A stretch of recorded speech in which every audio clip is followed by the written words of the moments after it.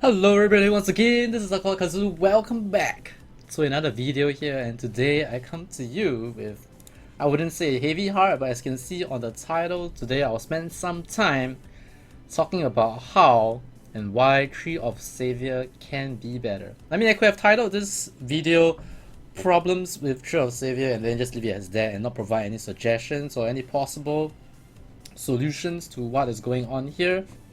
But today I'm going to try and do that. The solutions that I give will not be the best, not the most well thought out solutions, but they give you an indication of if a random guy can come up with some straightforward suggestions and ideas to how things can be better, then I'm sure IMC games can do better. Alright, so today I'll talk about a few things, alright, a few issues with Tree of Savior right now. But before we get to that, let me first show you why I'm actually talking about this. Alright, let me first show you why I'm talking about this. Boom! Alright, look at this.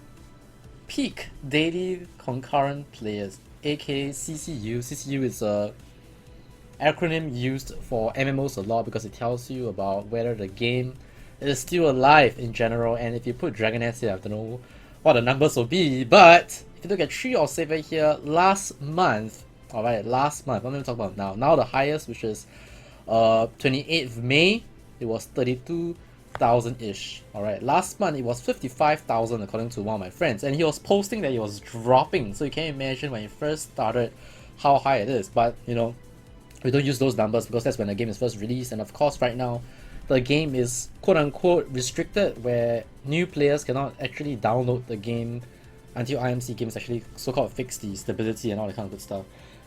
So that's something that IMC games are doing well. But if you look at this graph, it is a worrying trend. Worrying trend. Alright, it's a downward trend and it's not going back up. So when I first recorded this video, it was a bit long, it was 45 minutes. Alright, I did 3 missions, which I'm going to do the same as well, but I wasn't very concise in that video, so I decided to re-record this. But if you look at the where's the graph? Yes, this is the one. Total audience, average time per player, it's about 45 minutes. And that video was actually exactly 45 minutes long, and that's the time I take to complete 3 missions, 3 level 100 missions, which is a good indication of what players are actually doing when they log into the game. So first thing, why I'm doing this video, look at this, it's going down. And the reason why you see this going up again is because this is the graph for Saturday. This is the weekend player number, and if you look at the previous weekend, you can see that the graphs go back up as well to 19,000. And right now, on a weekend, we're at 16,000. That means week by week, day by day, players are actually not playing Tree of Savior anymore, and that includes me, by the way, because for people that have been watching my stream, you will realize that I have not been streaming a lot of Tree of Savior compared to when I first started, where I streamed 6 hours, 8 hours. Nowadays, I just stream my Sauliai and my boss rush, and then I'm done. Alright, so what is wrong, guys? What is wrong? What is causing this mass, I wouldn't say quitting, less playtime and less number of players coming back to playing the game? So today we're going to talk about that, and I'm going to share with you the main pointers. Alright, the first thing that I want to talk about here is the issue of the game's end game.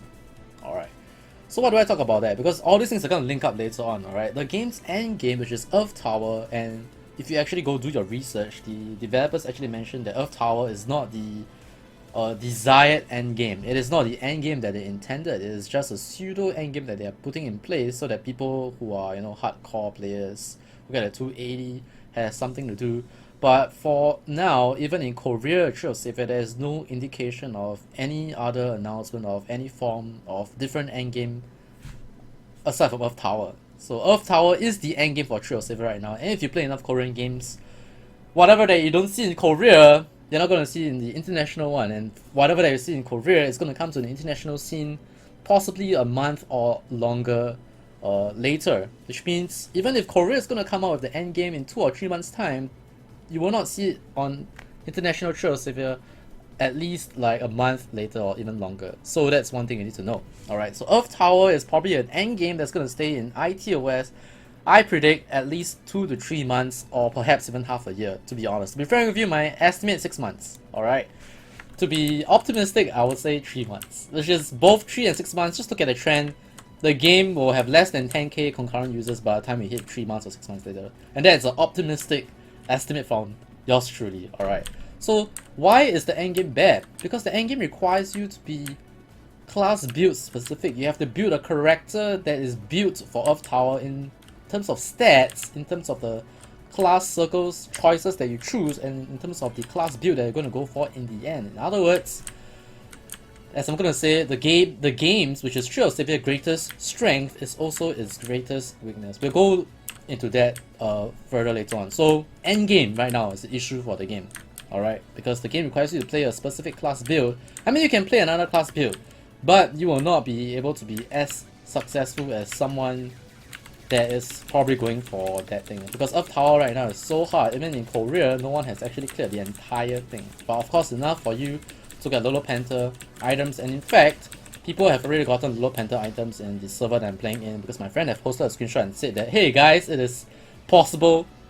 You can actually do Earth Tower right now. It's not something that is impossible. So there are definitely players right now that can do Earth Tower in a certain level where, they can actually do well and earn enough Earth Tower tokens to be able to exchange for Lolo Panther equipment. So that's the first thing. End game problem, alright. And if you're gonna look at PvP, there's not really any endgame PvP aside from Team Battle League, which I believe is not even. Yeah, you can see there's no score, i.e. it's not up yet. So Team Battle League, not there for ITOS. So if you're making a full PvP character, nope.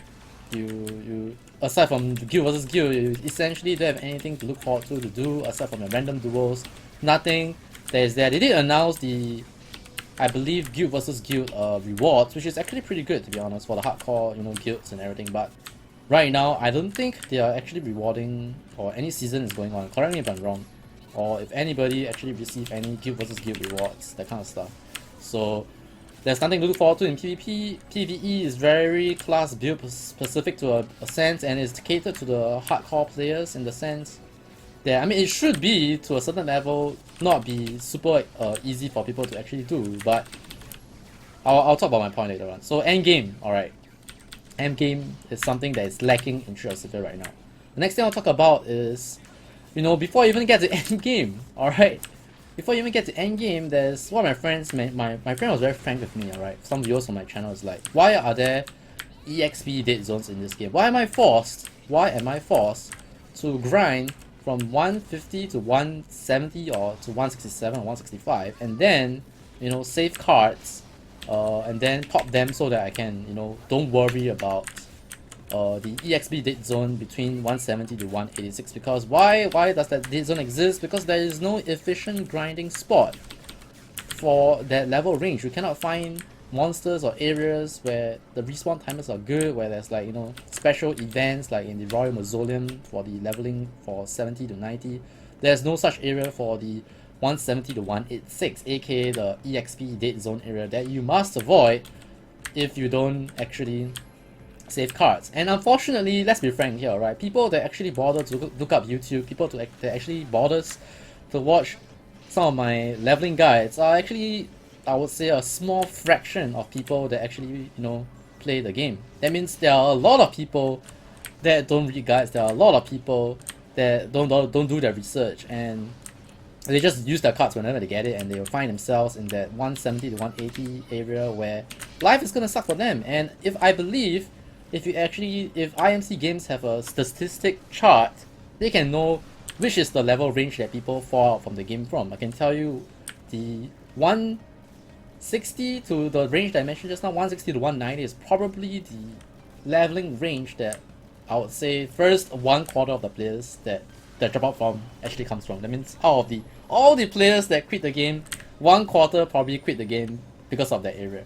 Alright, because one, they don't really want to grind in Demon Prison District 2 or Dina B Farm, or in current Dina B Farm you have all the AFK, necromancer, quote unquote, summoner, AFK gold farmers over there, and some people don't like how bots are running around in those areas as well. So you see those things, but they're not actually bots, they're players, but they're just AFK farming, and there's no alternative spots to level or grind in once you hit 167 and above. And if they accidentally use all their cards, they find themselves in 180, and life is gonna suck for them from 180 to 186. It's gonna take them like what, 1.5 weeks worth of missions to do. And this brings us to the next part, which is, I'm talking about EXP Dead Zone, is that the level 160 dungeon is just badly designed. It's not that it gives bad EXP. There's an area like a defense, horde mode kind of thing where monsters will keep spawning and you can actually get a lot of EXP from there. It's just that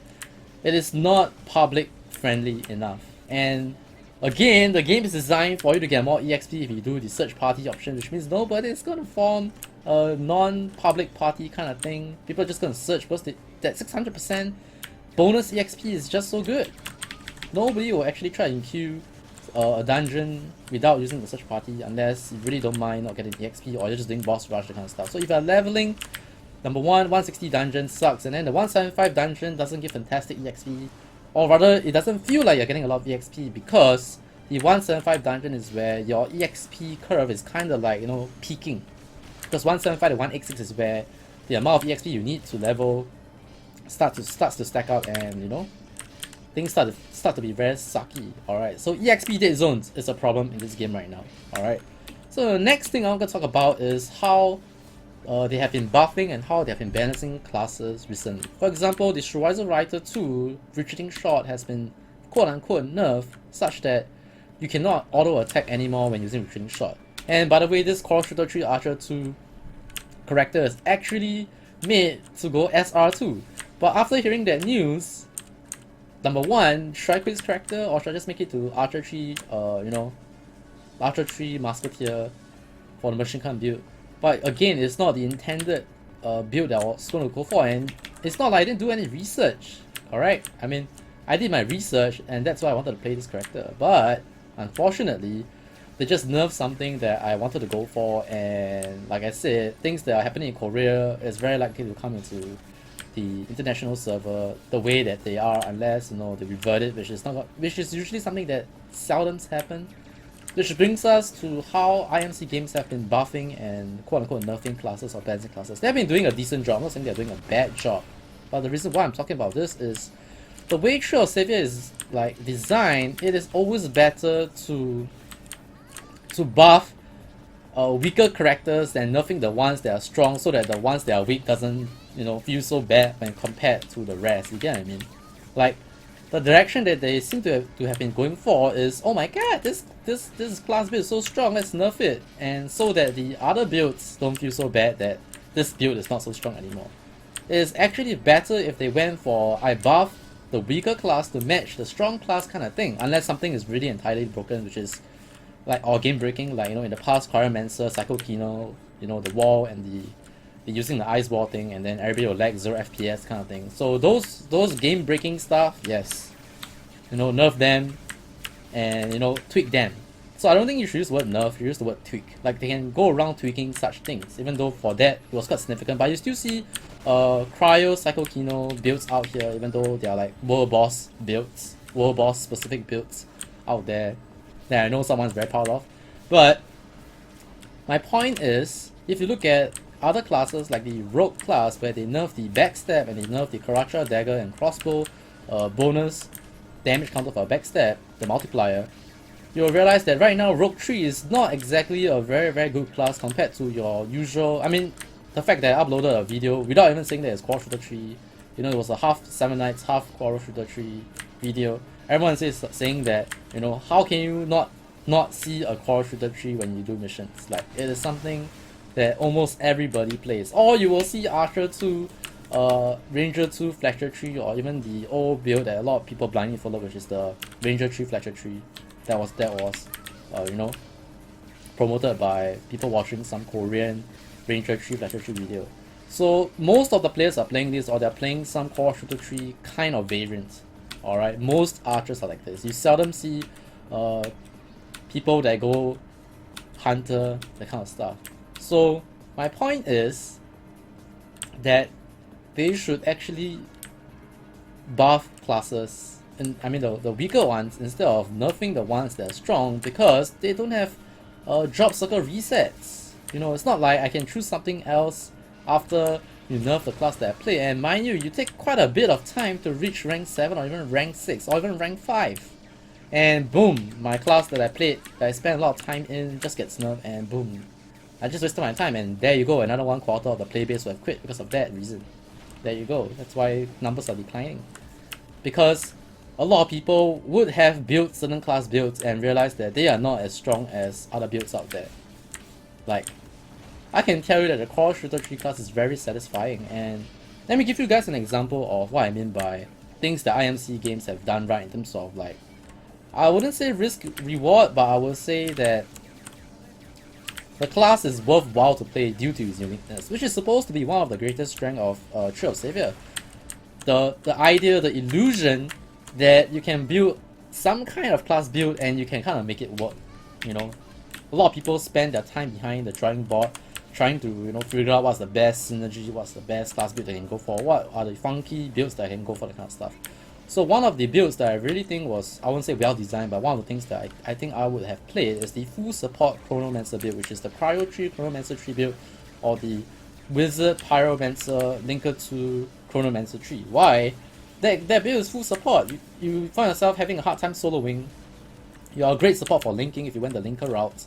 Pyromancer Tree gives you the ability to, you know, you have your Ice Tree that pulls everything in, you have a Snowball, even though I prefer the linker option, and then you have a Chronomancer Tree that increases the attack speed, increases the movement speed, decreases the cooldown of skills. That's so amazing. That's such a good class. The circle tree of that class feels amazing, and that is one of the good examples. But again, we have the Rogue Tree example where it is bad, because as a Rogue Tree, let me just share with you guys why Rogue Tree is not good right now. Alright. Number one, backstab. A lot of people play Rogue because of backstab, because you have the Karatra Dagger Crossbow multiplier, set bonus thing. And let's not talk about how expensive or how hard it is to get a Karatra Dagger and Crossbow in the first place. Let's for one, imagine that you have it. Alright. So they nerfed the multiplier and they nerfed backstab, if I recall correctly. And backstab has an attribute, alright, backstab has an attribute that provides a bleeding damage on the target, alright. But the problem is it increases your backstab cooldown 2 times higher. So you're already compensating something to get that.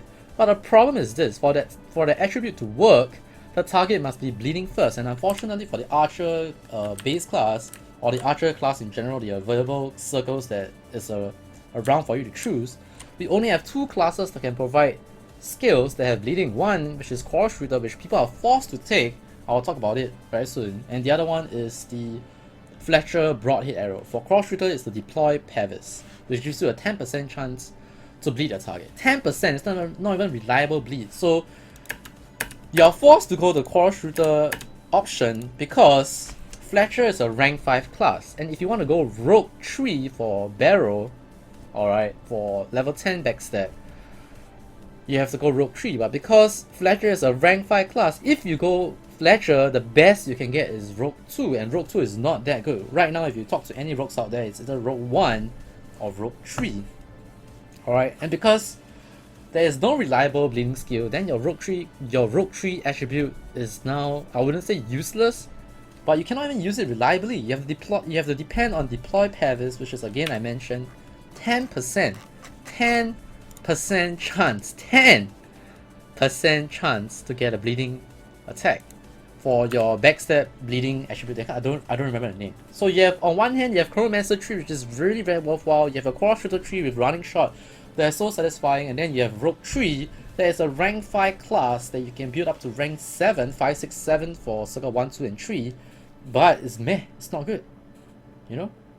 So that needs some redesigning, to happen. But again, they nerfed the multiplier, they nerfed the damage, and everyone that really love Rogue, the idea of Rogue, you know, it's not there. So the buffing of the class circles, I feel personally, is that they should start tweaking the ones that are not very weak.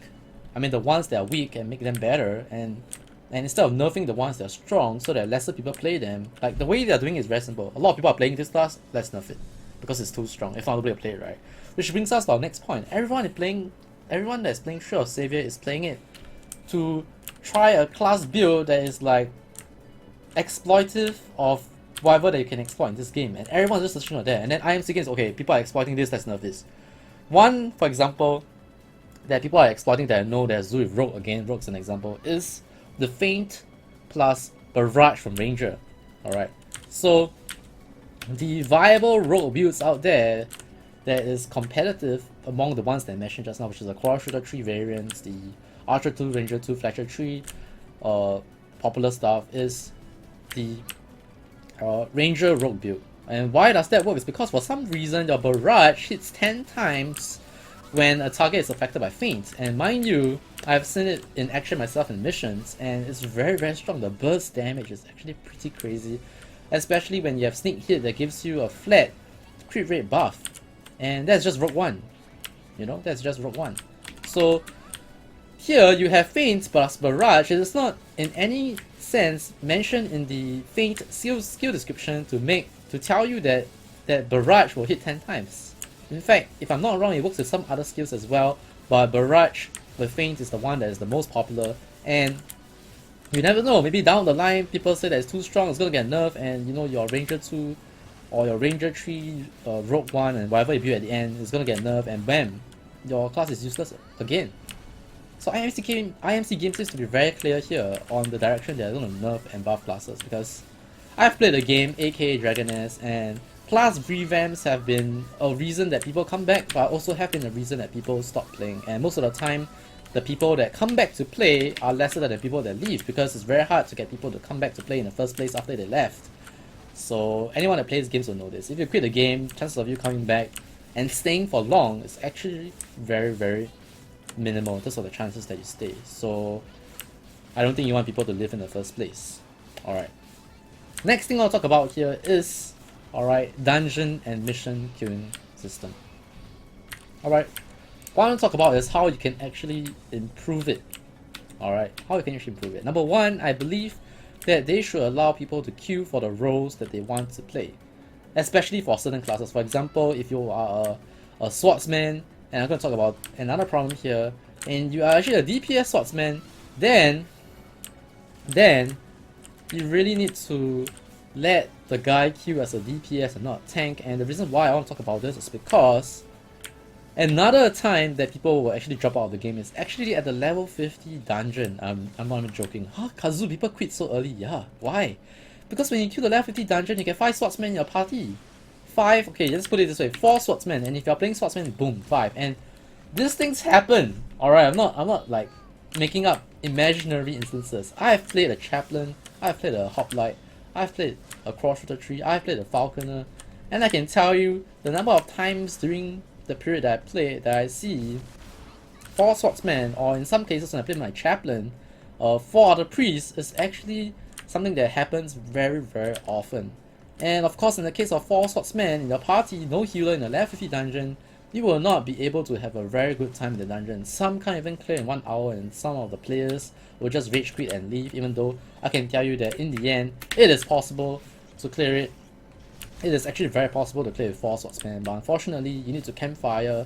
You take 3 to 2 times more time than you know you can actually take if you actually have a healer and proper DPS. So improve the dungeon and mission queuing system for people to actually queue for a certain role, especially for things that matter. Missions, not so much. Alright, but again, when you first hit level 100 and you get 4 swordsmen in your party, and what if 4 of them are Squire, Templar builds, and yeah, no DPS? You're gonna take like 30 minutes to 45 minutes just to finish running a mission at level 100. I can tell you that is extremely painful experience. It's not an enjoyable experience. So rework the dungeon and mission queuing system. Alright, so allow people to queue for a certain role where it matters. Or let's say for missions, just do it such that it's from level 100 to 126. At least when people get rank 5, yes. At least people are rank 5, I think it's a lot better.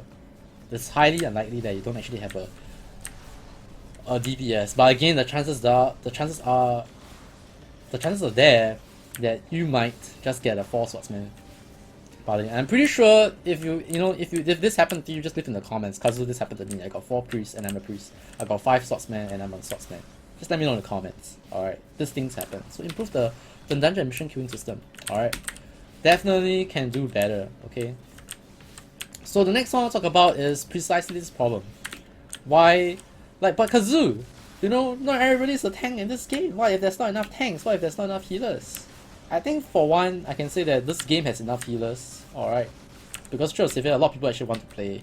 There are a lot of priest builds out there, no, cleric builds out there that are actually very fun to play. So I don't think we have a problem with priest, but we bring in the tanking problem, which a lot of people have mentioned, which is that why are swordsmen by default, you know, it's both by the design and both by the community that swordsmen by default or by, I don't know, assumption that swordsmen, no matter what build you go for, you're a tank. And a lot of people are saying that, you know, you should put the Peltesta swashbuckling AoE provoking skill to Swordsman Circle 1 so that people don't need to take Peltesta's 1 just so that, you know, they can actually do AoE aggro, control, you know, especially when you go to late game of tower, you want people to do that. So here's what I'm suggesting, alright. Because putting swashbuckling to Swordsman 1 might make Swordsman strong, and you can see that IMC games know that Swordsman is not a very strong class because recently they just buffed strength to give 30% more physical attack, i.e. for Swordsman only, for every strength that you add, you get 1.3 P attack. 1.3. Alright, 1.3 compared to other classes, you just get 1 P attack. So they know that Swordsman, they have acknowledged that Swordsman is not that strong right now and they have made certain changes. But they have not solved the tanking problem. So my suggestions to solving that is make every class have some form of viable tanking build, and they can then queue for a role as a tank and make it a class circle specific. That means every base class has a class circle that has something that allows them to have AoE aggro control, and this will solve the tanking problem. Nobody will assume that Swordsman is going to be a tank. They can say, hey, I'm a DPS Swordsman, and there are other tanking builds out there. And if you're telling me that, but Kazu, there's no such thing for wizards or for clerics tank, there are wizard tanking builds out there. Turks, if with I believe Linker or something, they can get like 30,000 HP.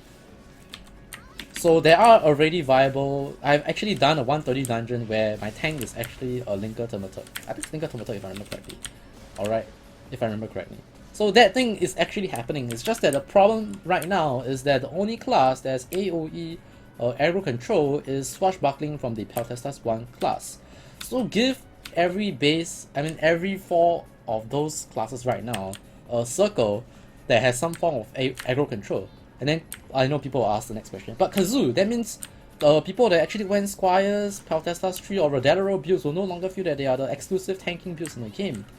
Well, what they can do is they keep Peltestas to have the best aggro control. That means, you know, the other class, for example, wizards, they have I don't know, give them a something where they can only, you know, hold aggro up to 8 to 10 units, but the swordsman tanking builds can go up to 16. So swordsman tanking builds will still be the best to have that slight edge over the archer, wizard, or cleric tanking builds, but at least they are viable tanking builds for these classes in the end, so that people won't just assume that swordsmen are tanking classes. Alright, and if you fine-tune that a bit further, I think we will solve that tanking problem that we have in this game right now. And then people can actually won't have the problem of not being able to find a tank when they're queuing for a dungeon.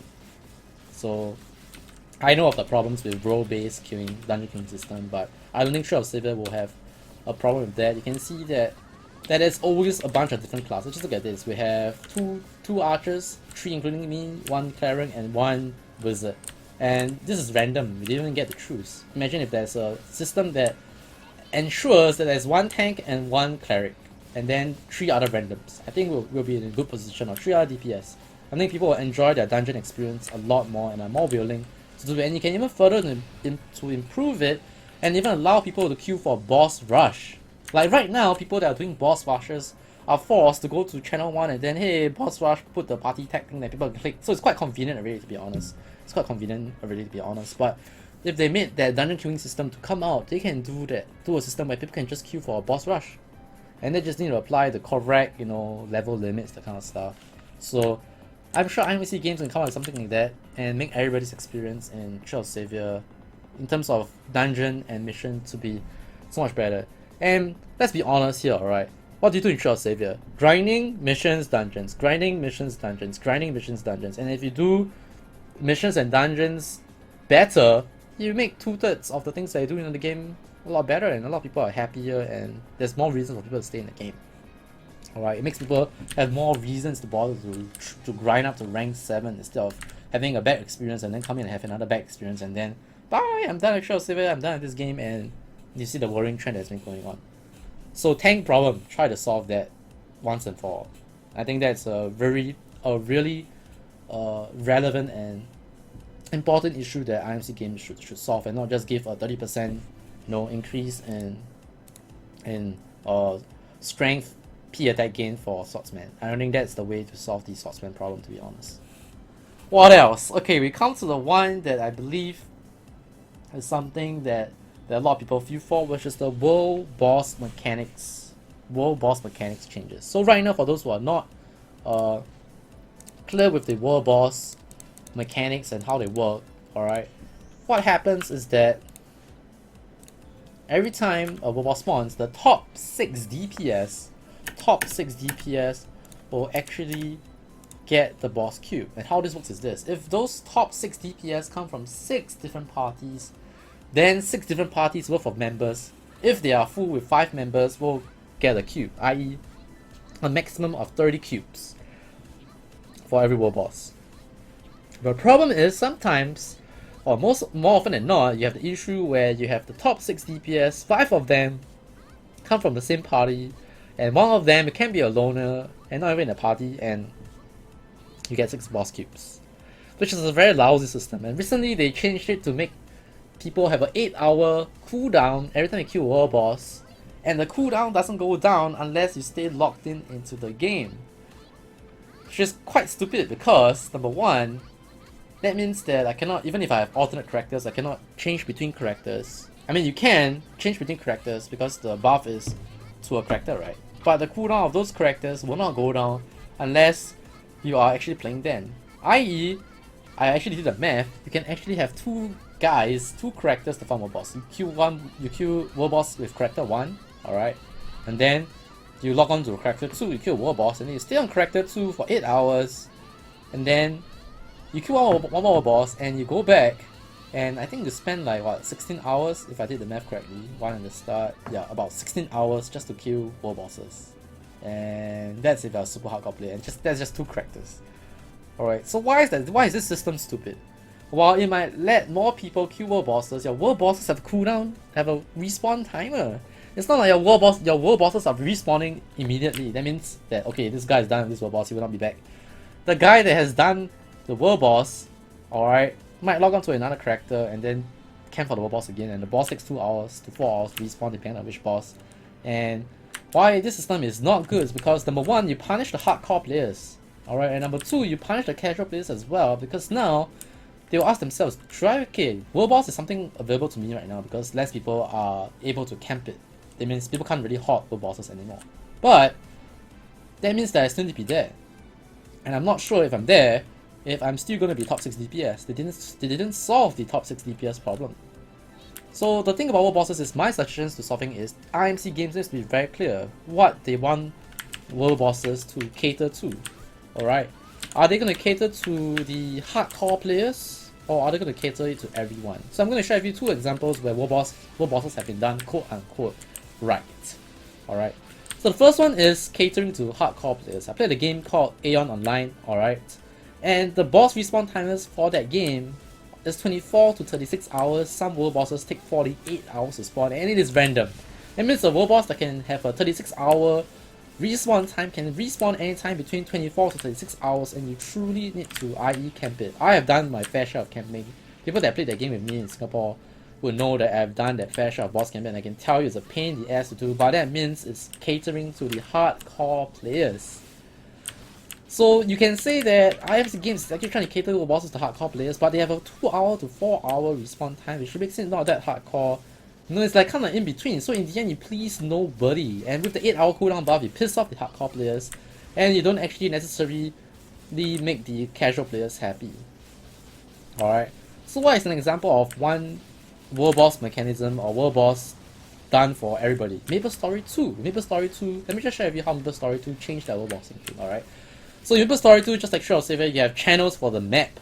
that the world boss spawns. Alright, in fact, in MapleStory 2, some channels you go up to 200 channels. Alright, and what MapleStory 2 did at the start was make world bosses spawn, let's say 40% of the channels that are around. That means out of 200 channels, how many channels? 60 channels will spawn? I think I got the math wrong, but in any case, around 40% of the 200 channels will have a boss that spawns. But the problem is this: just like Tree of Savior, MapleStory 2's channel had a number limit. That means there are people camping for a boss that spawns every 4 hours, alright, but it doesn't spawn in the channel that they're in, and when they try to switch channels, the channels are full, and they wasted 4 hours of camping.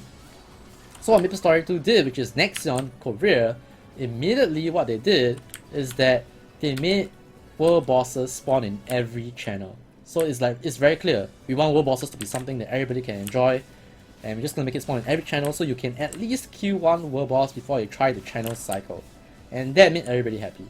And why? It's because they're very clear. In the end, world bosses were not made for the hardcore players. In the case of Aeon, why world bosses were highly sought after by hardcore is because they drop very, very unique items. For example, in Aeon Online, they drop a weapon they call extendable weapons. Weapons that can actually extend. Alright, because you know, if you play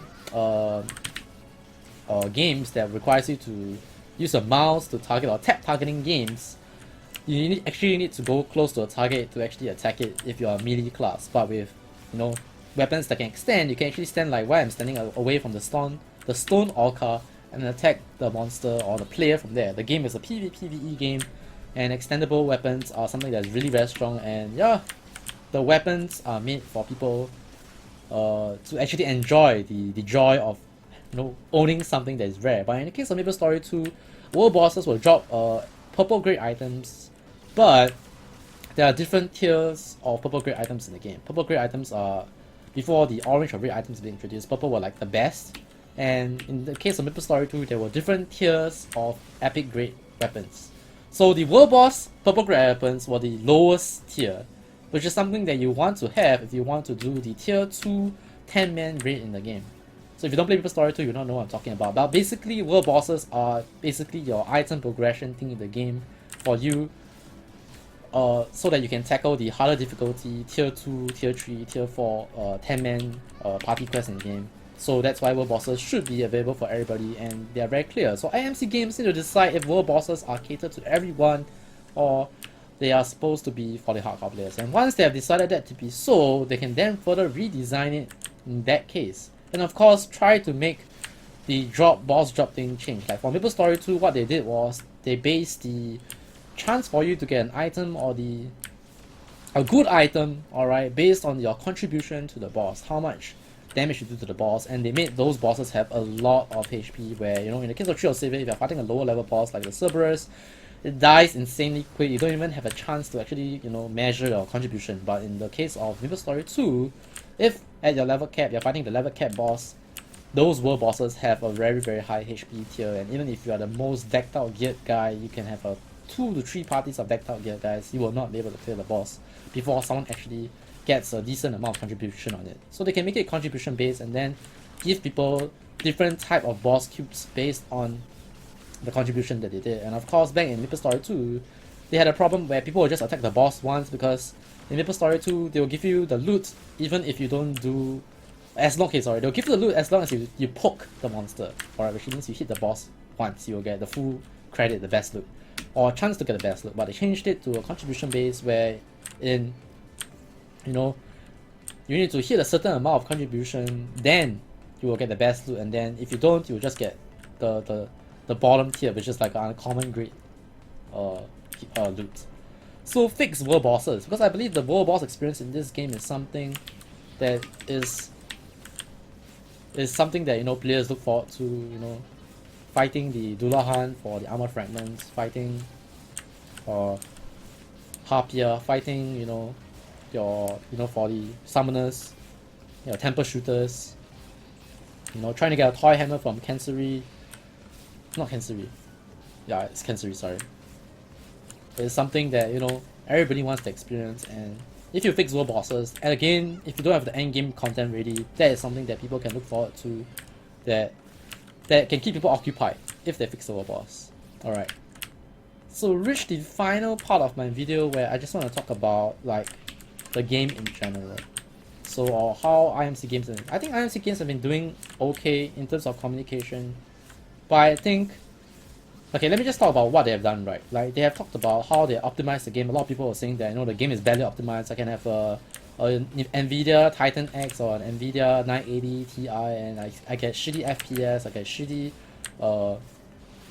frame rate in the game, you know, and they're not really happy that that is happening. And you know, IMC Games, I think 1 month ago or so, they released a video, no, a news to show you how much they've optimized the game, and they tell you why, you know, things were not so good last time, that kind of stuff. So they're doing some good stuff, and they're doing some good changes. Like I said, they are like listening, but they don't seem to know what they're exactly doing. Like they're not very clear exactly the direction they're trying to go, or they're maybe too bogged down by issues that they cannot, you know, they're clouded right now. They're clouded by too many things. They cannot see clearly what they should do to make people happy in this game. Alright?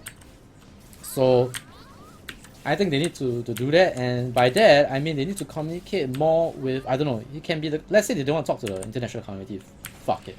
Alright, but at least, I don't know, share with the Korean community what exactly is the endgame going to be, because it feels like they're not sharing the endgame content. I think knowing what endgame content that we are looking forward to is very important for people to continue playing this game. Because I, for one, are not playing Tree of Savior anymore, because I just feel that the endgame is not worth the time.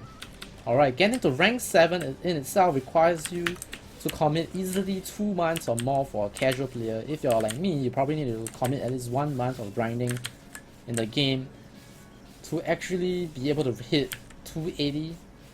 Alright, I know Storm did it very, very fast, but you know, he did it where, you know, nobody was competing with them. Relatively, alright, relatively in terms of grinding spots. Even though I'm saying that I'm sure there were people that were competing with them, but of course it was not as bad for them. But of course, not saying that they don't deserve to reach 280. I'm just saying that the time that they took to reach 280 is not an amount that new players or current players can use to measure, because they're probably going to take longer. Or even now, when so many people are not playing the game anymore, it is not easy to grind. Like, they need to redesign the entire grinding aspect. Like, instead of adding more channels, because you know there's a server, I don't know, server bandwidth limitation to how many channels you can add, because you'll kill the gameplay experience, kind of stuff. And then just add more alternative grinding regions. And I'm quite sure that Koreans have tried to find alternative grinding locations, and from what I see, you only have like 2, and then in those 2 places, there are like 3 or 4 channels that so many people are trying to compete against. It's just not viable for a game that requires you to do that so that you can get the end game. You know, it's so frustrating. Like when I was grinding at LMF Forest, I can't even grind truffles.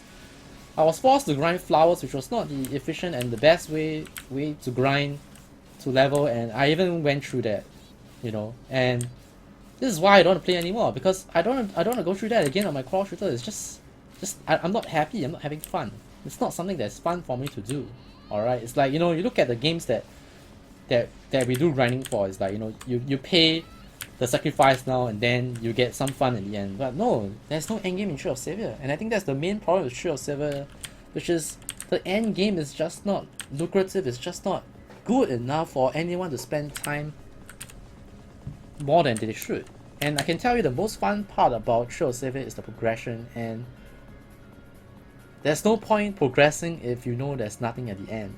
You get what I mean, right? People will know, I can tell you. Like, people will, oh man, my cross shooter tree is so awesome, I'm doing DPS.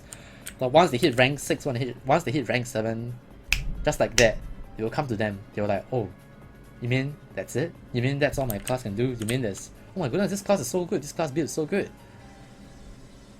To end off, right? To end off, this video is exactly at 45 minutes, which is the time that I spend playing the game. By the way, it's just log in, do missions, do boss rush, I'm out. Alright? Is that someone mentioned this, I'm gonna quote him. I don't know exactly who said this, it was on the forums or on a Tree of Savior YouTube comments video. Nostalgia can only get you so far. Nostalgia for Ragnarok Online can only get you so far in IMC games. People coming to play this game is because of nostalgia, and then they come in, that's pretty fun, the music is good, the graphics are good, the sound is excellent, but in the end you cannot run away from the fact that the end game, the icing on the cake is great, but the core of the game is lacking. Alright. And with that, thank you for listening to my rant. I think I've mentioned most of the stuff that I want to mention. Just to do a summary, tanking problem, alright. Endgame is very class build specific, aka of tower, PvP, and it's not even around right now for ITOS, and there's nothing PvP in that in Trail of Silver. If you ask most people, you can't even take it too seriously. Alright. Guild versus guild rewards not bad, but nothing to look forward to right now. And buffing and balancing of classes right now, the direction that they're heading not so good. Alright, improve the dungeon and mission queuing system to allow people to queue for certain roles, and last but not least, world boss mechanics.